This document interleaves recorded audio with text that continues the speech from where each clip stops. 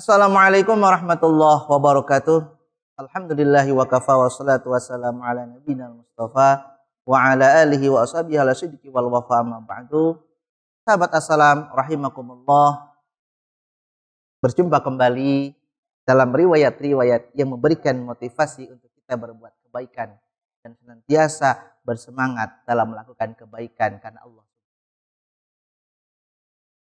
Kisah kali ini adalah kisah seorang sahabat Rasulullah Shallallahu Alaihi Wasallam, sahabat yang senantiasa dihina, dibully, tapi dia senantiasa bersabar, tidak pernah marah, bahkan dia selalu ingat kepada Allah dan istiqomah dalam beribadah.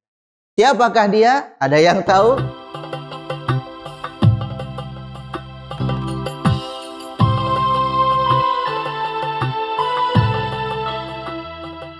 Mari kita simak kisah berikut ini, kisah Julaibib. Julaibib adalah seorang sahabat Rasulullah yang ketika itu dikenal fisiknya itu pendek. Kemudian dia bungkuk, kemudian buruk. Tetapi tahukah bahwa Julaibib ini adalah salah seorang sahabat yang istiqomah berjamaah. Bahkan beliau senantiasa berada di saf terdepan ketika suatu ketika Rasulullah Shallallahu Alaihi Wasallam melihat Julaibib yang begitu apa adanya tanpa dibuat-buat. Beliau senantiasa tersenyum ketika dipanggil hei pendek, hei bungkuk, hei buruk rupa, dia ini tersenyum, menebar senyum. Sampai suatu ketika Rasulullah bertanya, Julaibib, setelah selesai sholat, sini, ta'al, Julaibib. Ya Rasulullah. Bagaimana kabarmu Julaibib? Alhamdulillah sehat. Hai Julaibib, kamu kan sudah berumur. Masa kamu enggak punya niat untuk memiliki orang pendamping? Lalu Julaibib tersenyum. Ya Rasulullah, hamba ingin punya pendamping hidup. Tapi siapa yang mau denganku, ya Rasulullah? Kemudian Julaibib pun tersenyum lagi.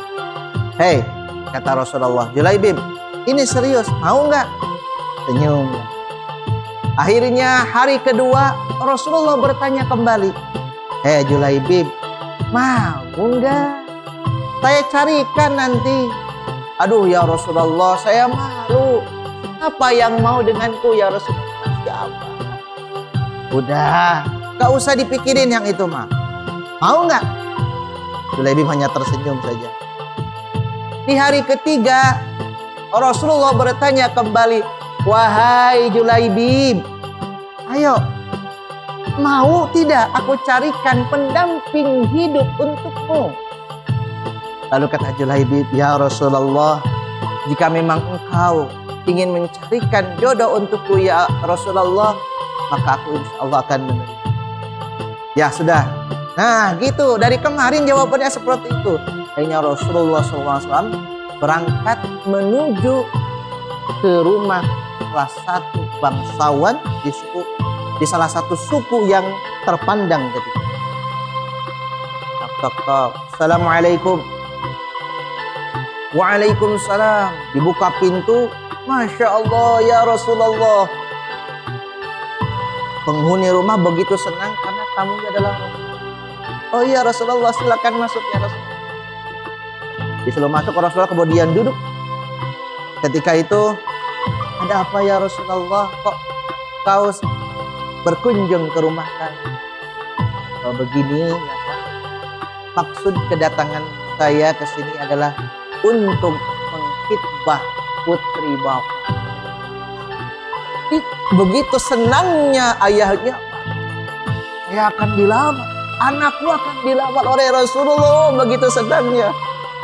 Sebentar ya Rasulullah, sebentar ya Rasulullah. Ma, panggil istrinya. Ma, sini ma.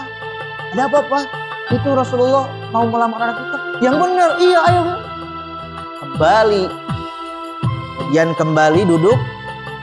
Ya Rasulullah, bagaimana? Begini Pak, Bapak belum selesai saya ngobrol sudah pergi duluan. Ada apa ya Rasulullah? Aku menghitbah putriku bukan untukku. Wajahnya dari tadi semua. Lalu untuk siapa ya Rasulullah? Aku khitbah putrimu untuk Julaibi. Ketika itu wajah orang tua yang tadinya tersenyum langsung berubah pucat rasa. Julaibi? Ketika itu Rasulullah, ya Rasulullah sebentar. Kemudian kami memberunding dulu. Pergi, tinggalkan Rasulullah, pergi ke kamar anak. Ketika itu anaknya keluar dari kamar. Ayahnya ini lagi ngobrol, gimana tuh mah ini? Gimana tuh mau dijodohin sama Julaibi ini gimana?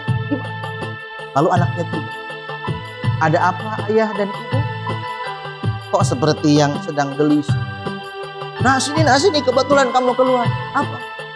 Ini nak, engkau itu akan dihitbah. Oh, akan dihitbah? Iya. Oleh siapa? Itu tadi Rasulullah datang ke rumah kita dan menghitbah engkau untuk Julaibi. Apa namanya, mimik seorang anak tadi tidak langsung enggak, tapi langsung tersenyum. Wahai ayah, aku terima khitbah Rasulullah itu. Nah yang benar ini Julaibi loh, yang bungkuk pendek buruk rupa. Lalu dia membacakan A'udzubillahi minasyaitonirrajim. Bismillahirrahmanirrahim, membacakan surah Al-Ahzab ayat 36. Wa ma kana lil mu'mini wa la mu'minatin idza qadallahu wa rasuluhu amran ay yakuna lahumul khiyaratu min amrihim wa may ya'sillaha wa rasulahu faqad dhalla dhalalan mubina. Dan tidak pantas orang mukmin laki-laki maupun mukmin perempuan ketika sudah ada ketetapan dari Allah dan Rasulnya akan ada pilihan yang lain. Dan barang siapa yang mendurhakai Allah dan Rasulnya, maka dia tersesat dengan kesesatan yang. Ayah ibu, apa yang dipilihkan Rasulullah untukku itu pasti yang terbaik. Maka aku terima khitbah.